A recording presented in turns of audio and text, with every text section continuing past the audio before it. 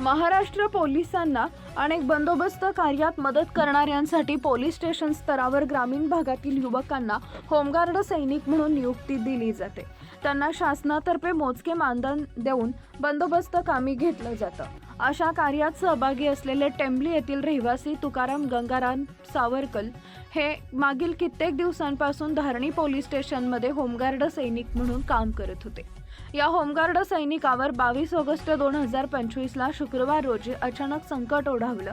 त्यामध्ये त्यांचा राहत्या घरीच नैसर्गिक मृत्यू झाला। मृत्यू झाल्यानंतर त्यांच्या कुटुंबाला शासनातर्फे कोणतीही मदत मिळाली नाही, परंतु धारणी पोलिसांनी त्यांच्या कार्याचा गौरव करत त्यांच्या कुटुंबावर आलेल्या या संकटाला मात देण्यासाठी धारणी पोलीस स्टेशनचे ठाणेदार अवतार सिंग चव्हाण व सर्व पोलीस कर्मचाऱ्यांनी स्वतःच्या जवळील नगद राशी जमा करून एकूण 58,150 रुपये संपूर्ण पोलीस स्टेशनकडून जमा केले व त्या होमगार्ड सैनिकांच्या पत्नी व मुले असलेल्या कुटुंबाला आर्थिक मदत दिली।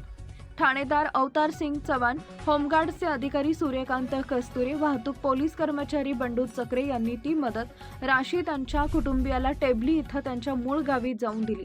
त्यामुळे त्या होमगार्ड सैनिकांच्या कुटुंबाला व त्यांच्या मुलाच्या शिक्षणाकरता त्या नगद मदत राशीची नक्कीच मदत होईल अशी कुटुंबाकडून आशा व्यक्त करत पोलिसांनी केलेल्या मदतीच्या हाताला संवेदना व्यक्त केल्या।